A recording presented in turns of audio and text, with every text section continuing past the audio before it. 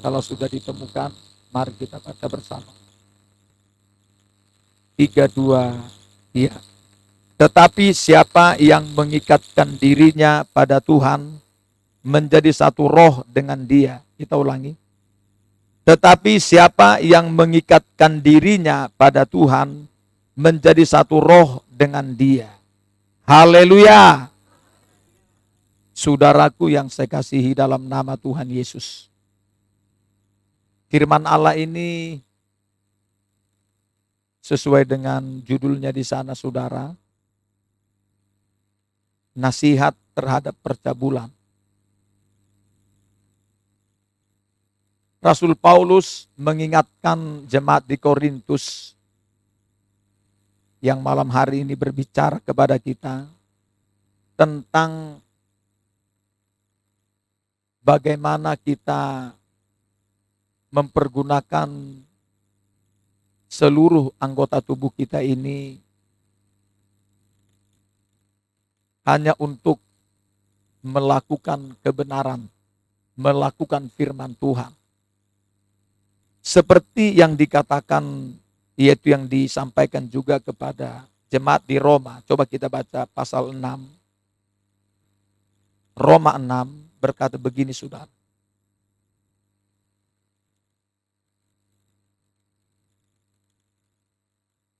Ayat 13. Roma 6 ayat 13. 32. Ya, dan janganlah kamu menyerahkan anggota-anggota tubuhmu kepada dosa untuk dipakai sebagai senjata kelaliman. Tetapi serahkanlah dirimu kepada Allah sebagai orang-orang yang dahulu mati, tetapi yang sekarang hidup. Dan serahkanlah anggota-anggota tubuhmu kepada Allah untuk menjadi senjata-senjata kebenaran. Saudara, tidak berbeda tadi saudaraku seperti jemaat yang ada di Korintus, yang ada di Roma ini. Yang berbicara ketika kita saudaraku dulu hidup di dalam dosa, kita ini disebut mati secara rohani. Lalu saudaraku, oleh kemurahan Tuhan, oleh karena kasih karunia-Nya, kita ini dari mati rohani dihidupkan kembali oleh Tuhan Yesus. Melalui saudaraku, kita beriman kepada Dia. Dan Dia saudaraku, yaitu Tuhan Yesus, mengambil seluruh dosa kita di kayu salib. Lalu saudaraku, saat kita menyerahkan hidup kita ke tangan Tuhan, menerima Dia sebagai Tuhan dan Juru Selamat kita, kita pun saudara menjadi hidup kembali. Hidup yaitu dimaksud di sana, rohani kita menjadi hidup. Roh kita dibaharui, jiwa kita menjadi baru, tubuh tanpa dosa. Lalu saudaraku, kita tahu, tubuh kita inilah saudara yang menjadi melakukan apa yang dikehendaki Tuhan, yang dimulai dari roh kita. Roh kita bersekutu dengan Bapa, menerima firman Tuhan, lalu dikirim ke dalam jiwa kita. Lalu saudaraku, tubuh kita pun melakukan apa yang diterima, yaitu dari jiwa juga dari roh saudara. Sehingga saudaraku, saat kita melakukan firman Tuhan lewat anggota tubuh kita, disebutlah anggota tubuh kita ini dipakai atau kita pakai sebagai senjata kebenaran, bukan senjata kelaliman, saudara. Ternyata saudara, kalau kita baca yang terjadi kepada jemaat di Korintus, rupanya di sana ada terjadi saudaraku anggota, yaitu tubuh mereka ini, mereka pergunakan saudaraku untuk melakukan yaitu dosa, atau disebut di sini saudara percabulan. Yang sangat mengherankan, saudara, coba kita baca 1 Korintus 5. Bagaimana jemaat di Korintus melakukan percabulan, di mana di sana orang dunia saja tidak melakukan itu.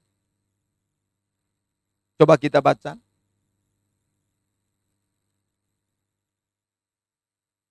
Ayat yang pertama. Kita baca, saudara. 1 Korintus 5 ayat 1, 3, 2, iya. Memang orang mendengar bahwa ada percabulan di antara kamu, dan percabulan yang begitu rupa, seperti yang tidak terdapat sekalipun di antara bangsa-bangsa yang tidak mengenal Allah, yaitu bahwa ada orang yang hidup dengan istri ayahnya. Dan di sini, ada orang-orang yang melakukan percabulan, seperti dikatakan ayat ini, bangsa-bangsa yang tidak mengenal Allah saja tidak melakukan seperti itu.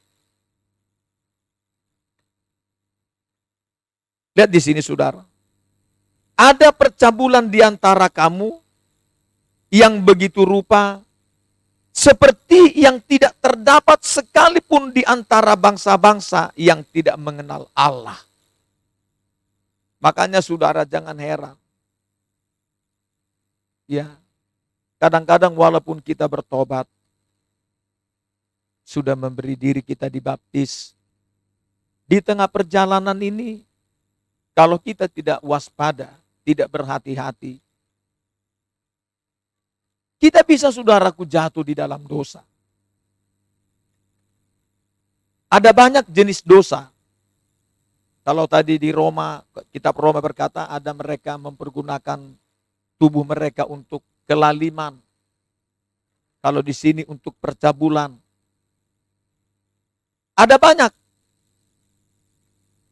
Ya, ada banyak.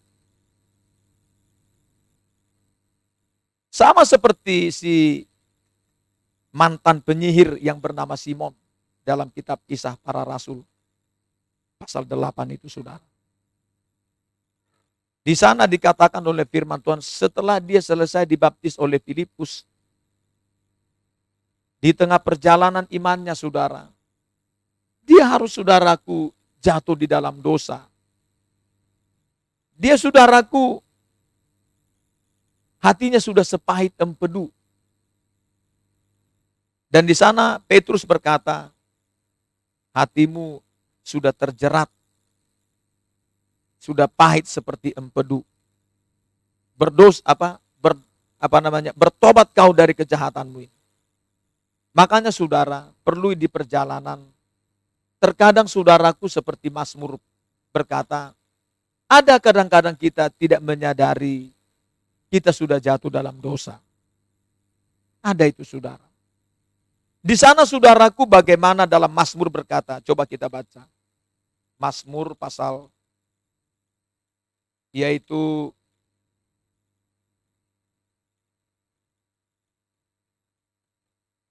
pasal 19. Kata-katanya begini, saudara. Mazmur 19 ayat yang ke-13. 3, 2. Ya, siapakah yang dapat mengetahui kesesatan? Bebaskanlah aku dari apa yang tidak kusadari. Saudara, Raja Daud sendiri, saudaraku, juga menyadari kelemahannya, kekurangannya di perjalanan. Dia pernah, saudaraku, berdosa beberapa kali. Terutama, saudara, dosa dia adalah dosa beruntun. Yaitu bagaimana dia membunuh prajuritnya si Uria. Bagaimana dia mengambil istri Uria. Ya. Dan juga, saudaraku, kita baca 1 Tawarik pasal 21 juga. Bagaimana di sana dia tidak menyadari muncul dalam dirinya roh kesombongan. Sehingga, saudaraku, pada hari itu dia mulai, saudaraku, berkata dalam seperti tulisannya yang barusan kita baca, siapa yang tahu jalan yang sesat? Sebab itu, kata ayat ini, bebaskanlah aku dari apa yang tidak kusadari. Di perjalanan ini, saudara, kadang-kadang kita tidak sadar sudah jatuh dalam dosa. Tetapi saudaraku, itulah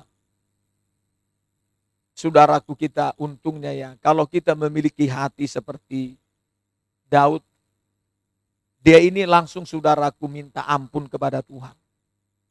Ampuni saya Tuhan, maafkan saya. Bahkan kalau dia minta ampun bukan yaitu minta ampun yang biasa-biasa. Sampai saudaraku kalau dalam kitab Mazmur pasal 51, dia kalau minta ampun, cara minta ampun dia itu merupakan korban sembelihan. Bayangkan saudara.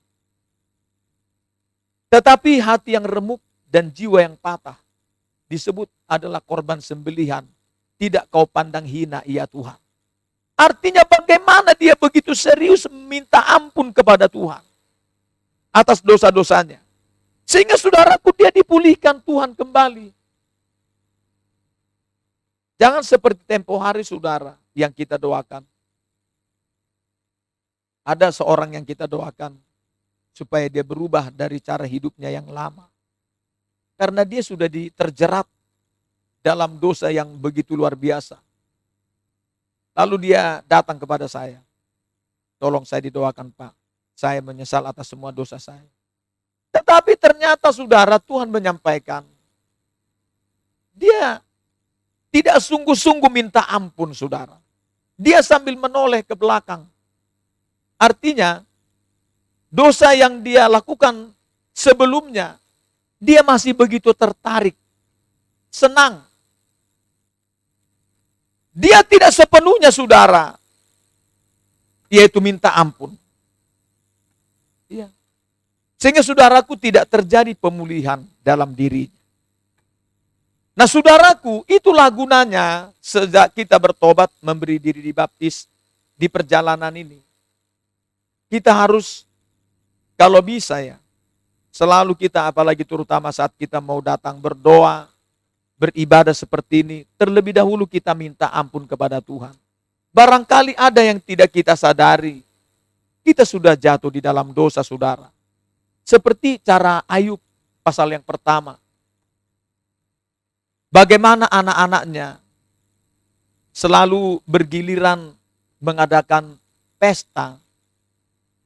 Dan di sana saudara Ayub, dia selalu mentahirkan anak-anaknya dengan cara mereka beribadah sambil berkata, yaitu Ayub ini, barangkali ada dosa yang tidak disadari oleh anak-anakku ini Tuhan. Sekarang saya membawa korban, yaitu penghapus dosa. Ampuni mereka ya Tuhan, maafkan mereka.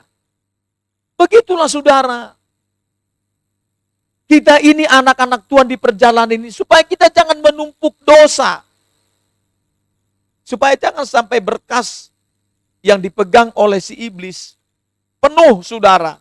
Untuk nanti menjadi alat dia mendakwa kita di pengadilan Kristus. Yang dimana dikatakan semua orang akan menghadap itu saudara. Harus terus kita minta ampun. Maafkan saya Bapak. Ampuni saya. Maafkan saya Tuhan. Sehingga saudaraku, kelak tidak ada alasan buat si iblis untuk mendakwa kita. Karena di sana kita didapati oleh Tuhan. Sudah segera kita minta ampun kepada Tuhan. Nah saudaraku, lalu ada yang dikehendaki Tuhan di sini. Kita kembali 1 Korintus pasal yang ke-6. Bagaimana supaya kita hidup ini, yaitu hidup di dalam Tuhan. Apa katanya tadi di sini? Ya, kalau tadi sebetulnya ya disebut, kalau kita hidup di dalam dosa, kita sedang mengikatkan diri kita dengan dunia ini, dengan daging. Sehingga kita menjadi satu daging, saudara. Dengan yaitu hidup di dalam dosa. Tetapi ayat 17 berkata, tetapi siapa yang mengikatkan dirinya pada Tuhan, menjadi satu roh dengan Dia. Apa maksudnya saudara? Di sini saudara, roh huruf kecil ini. Kalau kita baca saudara, apa yang dimaksud dengan di sini? Kalau kita mengikatkan diri kita dengan Tuhan, kita menjadi satu roh dengan Dia. Apa artinya menjadi satu roh dengan Dia ini? Ini dulu saudara yang kita mau pelajari. Kita baca sebentar saudara. 2 Korintus pasal yang ke-12. Apa maksud dari satu roh dengan Dia? Satu roh dengan Tuhan. 2 Korintus pasal 12 saudara. Kita baca ayat 18. Mari kita baca bersama. 3-2. Ya, memang aku telah meminta Titus untuk pergi, dan bersama-sama dengan dia aku mengutus saudara yang lain itu. Adakah Titus mengambil untung daripada kamu? Tidakkah kami berdua hidup menurut roh yang sama? Dan tidakkah kami berlaku menurut cara yang sama? Apa maksudnya di sini? Ciri-ciri seorang yang mengikatkan dirinya dengan Tuhan itu pasti seperti ayat ini. Mereka akan berlaku, bertindak, bersikap menurut cara yang sama. Kalau di sini dikatakan Titus dan Paulus berlaku, bertindak, melayani menurut, dikatakan ini cara yang sama. Seperti itulah kita dengan Tuhan. Kita akan bertindak, berlaku, bersikap menurut cara yang sama seperti Tuhan bersikap dan bertindak saudara. Itu namanya satu roh dengan Tuhan. Ya, kata firman di sini. Dan dikatakan tidak ada di sana mengambil keuntungan. Kan ada banyak orang saudara melayani, hatinya tercuri untuk mengambil keuntungan. Seperti tempo hari saudara, waktu berada di, yaitu pelayanan di Batu Raja. Ya, ada dia sempat saudaraku, yaitu seseorang yang saudaraku di sana, dia dalam pelayanan itu ingin mencari keuntungan saudara-saudara. Iya. Sering orang bilang juga, misalnya ingin, wah itu hamba Tuhan itu adalah hamba uang. Ingin mencari untung, dibisniskan pelayanan itu. Itu saudara bukan, itu tidak satu roh dengan Tuhan. Melayani saudara bukan mau mencari keuntungan yang seperti itu. Walaupun di dalam kitab 1 Timotius 6 ayat 6 berkata, memang ibadah itu kalau disertai dengan rasa cukup memberi keuntungan besar. Tapi keuntungan di sana berbeda dengan keuntungan yang dimaksud Paulus di sini. Bukan keuntungan semata-mata yaitu kepada keinginan daging, tidak saudara. Kembali tadi saudaraku dalam 1 Korintus 6. Ayat ini berkata, tetapi siapa yang mengikatkan dirinya pada Tuhan, menjadi satu roh dengan Dia. Nah, kalau kita ambil pengertiannya tadi, tetapi siapa yang mengikatkan dirinya pada Tuhan, akan menjadi bertindak, berlaku, bersikap, yaitu sama dengan Tuhan. Itu artinya saudara.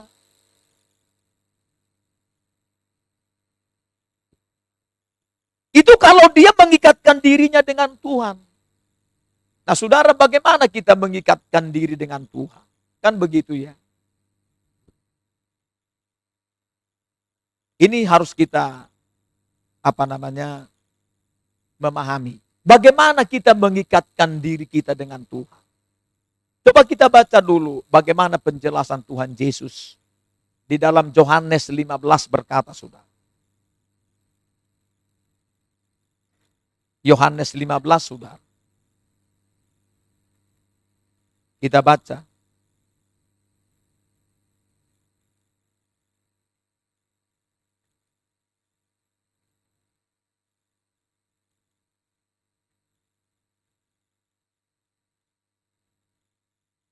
Kita baca Yohanes 15. Yaitu dikatakan di sini ayat 5, 32, ayat 5 dan 7. 32, iya. Akulah pokok anggur dan kamulah ranting-rantingnya. Barang siapa tinggal di dalam aku dan aku di dalam dia, ia berbuah banyak. Sebab di luar aku, kamu tidak dapat berbuat apa-apa. Ayat 7, jikalau kamu tinggal di dalam aku, dan firmanku tinggal di dalam kamu, mintalah apa saja yang kamu kehendaki, dan kamu akan menerimanya. Di sini digambarkan Yesus adalah pokok anggur. Kita ini ranting-ranting. Apalagi kalau kita baca, saudara, Roma 11. Kita ini dikatakan dulu zaitun liar. Ranting zaitun liar.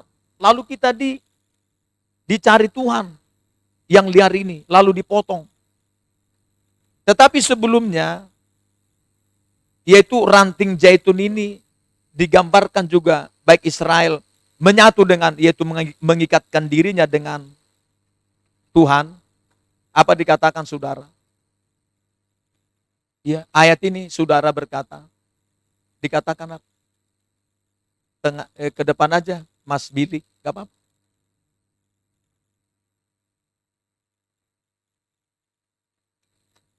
Nah saudara, Yesus kan adalah pokok anggur. Kita rantingnya. Atau dia adalah pohon zaitun. Kita rantingnya, saudara. Ayat itu berkata, dulu kita ini ranting zaitun liar.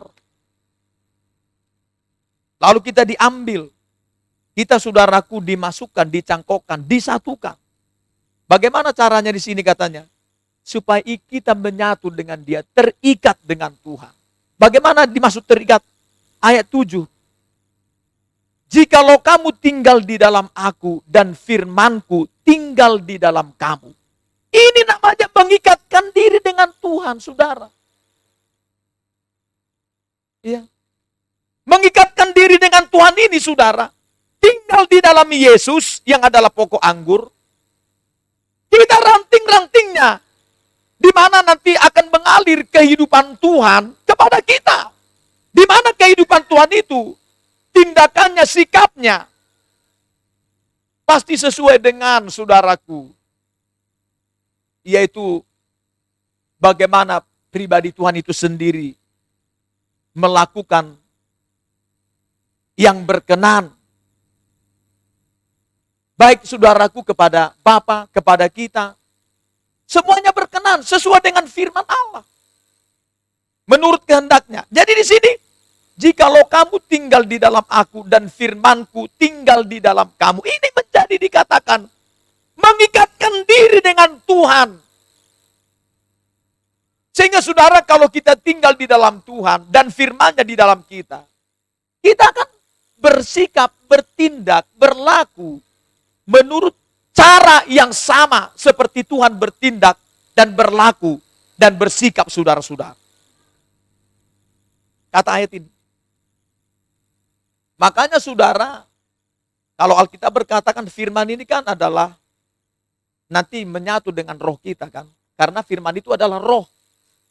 Coba kita baca ayatnya saudara. Yohanes 6. Injil Yohanes 6. Injil Yohanes 6 saudara. Ayat 63. Lihat kata-katanya ini sangat luar biasa. 32, iya. Rohlah yang memberi hidup, daging sama sekali tidak berguna. Perkataan-perkataan yang kukatakan kepadamu adalah roh dan hidup. Lihat kata-kata itu. Firman itu atau perkataan Tuhan itu roh dan hidup. Sehingga saudara kita yang sudah di dalam Tuhan mau hidup oleh roh, roh kita tadi bersekutu dengan perkataan Tuhan yang adalah roh dan hidup. Perkataan itulah nanti kita lakukan. Disebutlah kita saudara mengikatkan diri dengan Tuhan. Sehingga nanti ketika kita menjadi pelaku firman, disebutlah kita menjadi satu roh dengan dia.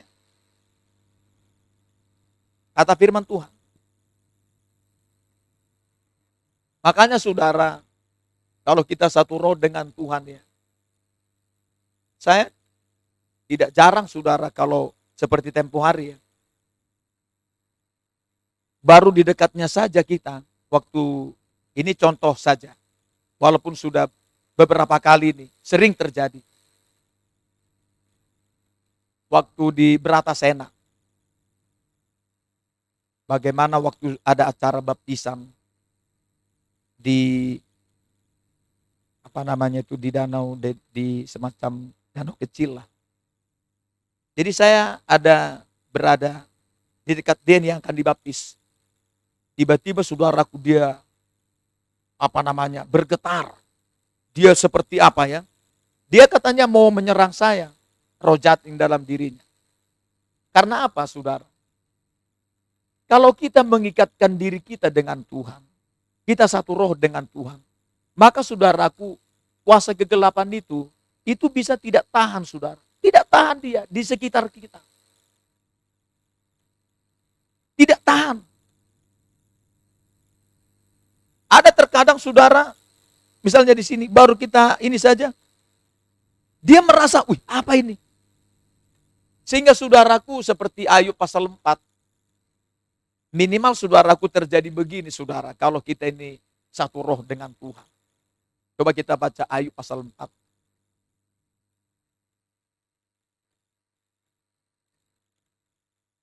Ayat 14.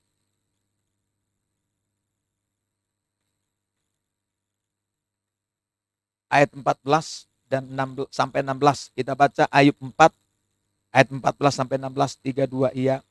Aku terkejut dan gentar sehingga tulang-tulangku gemetar. Suatu roh melewati aku, tegaklah bulu romaku. Ia berhenti tetapi rupanya tidak dapat kukenal. Suatu sosok ada di depan mataku. Suara berbisik-bisik kudengar. Saudara, roh itu di sana ada berbisik-bisik.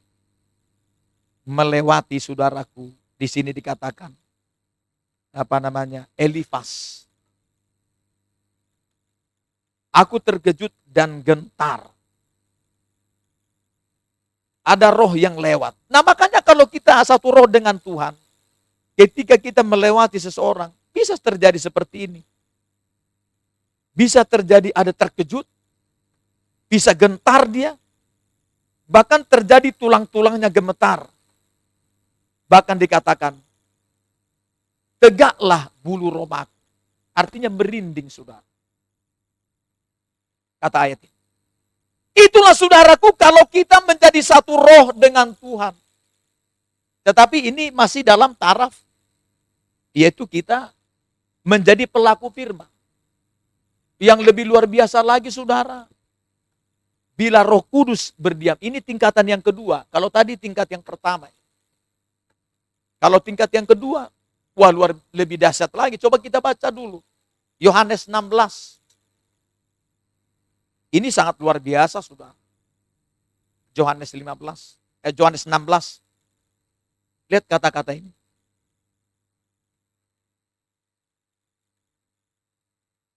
Yohanes 16.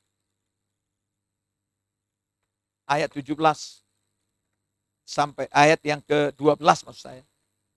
Sampai dengan 15. Yohanes 16 ayat 12 sampai dengan 15, 32 iya.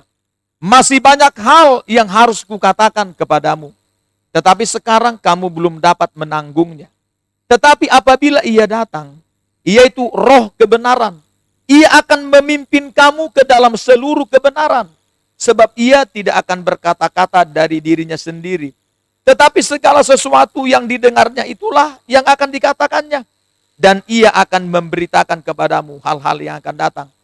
Ia akan memuliakan aku. Sebab ia akan memberitakan kepadamu apa yang diterimanya daripadaku. Segala sesuatu yang Bapa punya adalah aku punya. Sebab itu aku berkata, ia akan memberitakan kepadamu apa yang diterimanya daripadaku. Lihat. Kalau kita menjadi pelaku firman, kalau belum penuh kita dengan Roh Kudus, memang kita sudah mengikatkan diri kita dengan Tuhan dari kita menjadi pelaku firman. Tetapi berhubung di tengah perjalanan ini, kita menghadapi berbagai rintangan, hambatan, persoalan, pencobaan yang begitu tidak sedikit yang akan mencoba memisahkan kita dari kasih Tuhan. Kita, saudaraku, ayat ini berkata terbatas. Ya, tetapi saudaraku, ayat ini berkata kalau Roh Kudus datang, kata ayat ini, kalau ia datang, ia itu roh kebenaran, Roh Kudus yang dimaksud, maka akan dikatakan di sini, ia akan memimpin kamu ke dalam seluruh kebenaran. Artinya saudara, kalau kita sebetulnya udah penuh dengan Roh Kudus, kita nanti bagaimana kita satu roh dengan dia ini, tingkatannya sudah lebih, saudara. Dikatakan apa? Ia akan memimpin kamu ke dalam seluruh kebenaran. Seluruh kebenaran. Apa itu kebenaran? Yohanes 17 ayat 17. Kebenaran itu adalah firman. Artinya saudara, firman Allah oleh Roh Kudus nanti yang berdiam dalam diri kita akan terus memberi kita kemampuan menjadi pelaku firman Tuhan. Kata ini. Sehingga kita akan dipimpin ke dalam seluruh kebenaran. Seperti ayat ini. Sebab ia tidak akan berkata-kata dari dirinya sendiri. Tetapi segala sesuatu yang didengarnya itulah yang dikatakannya. Ia akan memberitakan kepadamu hal-hal yang akan datang. Artinya, Roh Kudus sendiri mulai berkata-kata di dalam diri kita. Mulai memimpin kita apa yang mau kita perkatakan, kita lakukan. Itulah saudaraku pentingnya memang Roh Kudus ini berdiam dalam diri kita. Bahkan ayat 14, yang kita lakukan itu akan memuliakan Yesus. Ya, memuliakan Yesus. Jadi saudaraku tidak ada di sana kesempatan buat kita untuk memuliakan diri sendiri atau mencuri kemuliaan Tuhan. Tetapi semata-mata semua berani kita berkata, dari Tuhan, oleh Tuhan, untuk Tuhan. Bagi Tuhan semua kemuliaan. Nah makanya saudara, di perjalanan kita sekarang ini, kalau kita terus mengikatkan diri kita dengan Tuhan, yaitu tinggal di dalam Dia, dan firman-Nya terus kita lakukan, Roh Kudus memimpin kita, waduh saudara, luar biasa perjalanan kita. Kita satu roh terus dengan Dia. Ya, makanya kunci utamanya itu bagaimana saudaraku firman itu harus terus bekerja dalam diri kita untuk sampai ke tingkat itu memang. Sehingga saudaraku coba kita baca sebentar kitab Filipi ya. Bagaimana firman Allah berkata di sini. Kalau tadi kita menjadi satu roh dengan Tuhan. Sehingga ini kalau tingkatannya ini sudah bersama-sama ini ya. Filipi 1 ayat 21. Kita baca. Filipi 1 ayat 27 maksud saya. 32 iya. Hanya hendaklah hidupmu berpadanan dengan Injil Kristus, supaya apabila aku datang, aku melihat, dan apabila aku tidak datang, aku mendengar, bahwa kamu teguh berdiri dalam satu roh, dan sehati sejiwa, berjuang untuk iman yang timbul dari berita Injil. Ya saudara, bagaimana kata ayat ini, Paulus ingin, yaitu mereka ini berdiri dalam satu roh. Jadi tadi saudara setelah mengikatkan diri dengan Tuhan satu roh, diinginkan seluruh jemaat itu semua menjadi pelaku firman dari berita Injil. Sehingga saudaraku dikatakan, mereka akan terus berjuang di dalam perjalanan iman mereka. Ayat ini, berjuang untuk iman. Sehingga orang kalau udah satu roh dengan Tuhan, apalagi bersama-sama, seperti kita ini, menjadi satu roh, karena kita semua menjadi sama-sama menjadi pelaku firman. Ayat ini berkata, kita kan di dalam diri kita muncul lagi keinginan berjuang untuk hidup oleh iman. Ada peningkatan-peningkatan saudara. Makanya saya baca dulu kepada kita juga dalam kitab Kejadian ya. Ini saudaraku bagaimana dalam kitab ini jangan sampai terjadi di kita. Kita nggak bisa satu roh. Makanya saudara, kita sudah satu roh dengan Tuhan. Kita ingin satu dengan yang lain. Sebetulnya kunci utamanya kalau sudah satu roh dengan Tuhan, kita bisa menjadi satu roh. Tapi di sini bagaimana Kejadian pasal 49 berkata begini. Kejadian 49. Lihat saudara, ayat 5 sampai 7. Kejadian pasal 49 ayat 5 sampai 7, 3, 2. Ya. Simeon dan Lewi bersaudara. Senjata mereka ialah alat kekerasan. Janganlah kiranya jiwaku turut dalam permupakatan mereka. Janganlah kiranya rohku bersatu dengan perkumpulan mereka. Sebab dalam kemarahannya mereka telah membunuh orang, dan dalam keangkaraannya mereka telah memotong urat keting lembu. Terkutuklah kemarahan mereka, sebab amarahnya keras. Terkutuklah keberangan mereka, sebab berangnya bengis. Aku akan membagi-bagikan mereka di antara anak-anak Yakub dan menyerahkan mereka di antara anak-anak Israel. Saudara, Simeon dan Lewi, wah ini saudara orangnya keras ini. Beda dengan Yehuda, walaupun keras tapi terpimpin. Kalau ini beda. Bagaimana mereka ini memiliki saudaraku, yaitu sikap, apa dikatakan sini, bagaimana mereka ini memiliki roh amarah, dan sampai roh amarah itu membunuh saudara. Ada mereka itu roh angkara luar biasa, sampai mereka dikatakan memotong urat keting lembu. Artinya di sini saudara, mengingatkan kita bagaimana dulu Simeon dan Lewi ini, waktu si Dina apa Dinar? Dulu waktu si Dina satu-satunya ibotonya. Satu-satunya saudara perempuan.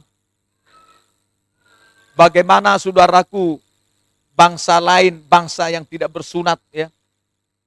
Hari itu harus, yaitu ketika dia ini pergi bergaul. Nah inilah saudaraku, kalau bergaul dengan orang yang tidak di dalam Tuhan, kalau orangnya belum kokoh, sangat berbahaya. Hati-hati dengan pergaulan ini. Si Dina hari itu apa yang terjadi? Harus dia diperkosa di sana oleh orang, yaitu bangsa lain, atau anak dari pemimpin satu bangsa. Lalu saudaraku begitu marah Simeon dan Lewi ini. Dan amarah mereka membuat harus mereka bunuh semua laki-laki di sana. Hanya orang dua ini saja yang membunuh. Sampai dikatakan oleh yaitu si Yakub, saya tidak mau satu roh dengan mereka dalam perkumpulan mereka. Memang ada perkumpulan-perkumpulan yang di sana saudara, kita tidak bisa satu roh dengan dia. Jangan salah kalau Yesaya pasal 30. Ayat itu berkata, celakalah orang yang memasuki sebuah persekutuan yang bukan karena dorongan rohku. Di sini Yakub berkata begitu. Gak mau dia asal-asal masuk dalam sebuah kumpulan saudara. Karena tidak semua persekutuan itu betul-betul bersekutu dalam roh dan kebenaran. Di sana bisa terjadi sesuatu yang mereka lakukan adalah yang tidak baik, sehingga muncul celaka, kata Yesaya pasal 30. Nah di sini saudara, yang seperti ini kita nggak bisa satu roh. Sekarang periksa diri kita. Adakah dalam diri kita seperti ini? Hidup kita masih kita hidupnya itu masih dalam kekerasan. Yaitu ada roh amarah. Ada roh dikatakan sini? Roh keberangan, roh bengis. Ini jangan sampai ada dalam diri kita. Kita tidak akan bisa menjadi satu roh dengan Tuhan. Belum lagi nanti kita bisa saudaraku menjadi satu roh.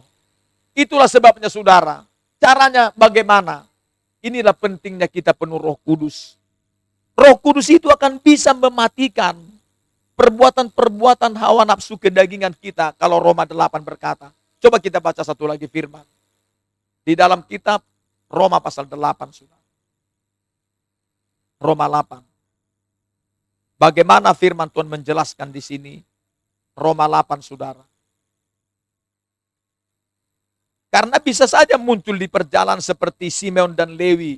Tiba-tiba muncul roh amarah, roh bengis, roh kekerasan, roh angkara murka. Tetapi ketika ada Roh Kudus, coba kita baca Roma 8. Yaitu ayat 13, 32. Iya. Sebab jika kamu hidup menurut daging, kamu akan mati. Tetapi jika oleh roh, kamu mematikan perbuatan-perbuatan tubuhmu, kamu akan hidup. Saudara, Roh Kudus yang diam dalam diri kita akan mematikan. Yaitu tadi saudaraku, perbuatan-perbuatan atau tabiat-tabiat daging. Yang di dalamnya ada amarah, kekerasan, kebengisan, dosa lainnya saudara. Itulah pentingnya kita penuh Roh Kudus. Karena kita nggak bisa mengendalikan tubuh kita ini. Di tubuh kita ini ada kedagingan, hawa nafsu bekerja. Tetapi ketika Roh Kudus bekerja dalam diri kita, saya percaya. Maka saudaraku, tapi kita perlu berlatih itu ya. Kita latih terus. Saya percaya saudara, Roh Kudus akan mulai mematikan, yaitu saudaraku, satu demi satu atau sekaligus. Yaitu di dalam diri kita, seperti yang ada pada Simeon dan Lewi itu tadi saudara. Yaitu kebengisan, kekerasan, amarah, dan lain-lain saudara-saudara. Itu saudaraku bisa dimatikan. Karena apa? Kalau Roh Kudus kita biarkan, yaitu bekerja memimpin kita. Untuk terus hidup sesuai dengan kebenaran firman. Kalau sudah di situ saudaraku, kita dalam kebenaran firman, kita akan bisa saudaraku satu roh dengan Tuhan. Kita pun menjadi satu roh. Apalagi seperti Paulus dengan Titus sama-sama melayani. Seperti kita satu pelayanan. Baik yang memimpin puji-pujian, yang berkhotbah, para singer, pemusik. Yang terlibat saudaraku langsung dengan pelayanan. Bisa menjadi satu roh. Karena disebut menjadi satu roh tadi. Karena mereka bertindak, berlaku, bersikap menurut cara dari firman itu. Sehingga mereka sama-sama tindakan mereka. Disebutlah mereka saudaraku satu roh. Maka pada malam ini saudara, yang paling utama ikatkan terus diri kita dengan Tuhan. Yaitu melalui menjadi seorang pelaku firman. Dan kita mintakan Roh Kudus bekerja dalam diri kita, memimpin kita. Maka dalam semua tadi, baik kita saudaraku sepelayanan, baik antara jemaat sesama jemaat, antara sesama jemaat dan hamba Tuhan, apalagi dengan Tuhan, kita akan menjadi satu roh di dalam Tuhan. Haleluya. Amin. Kita semua berlutut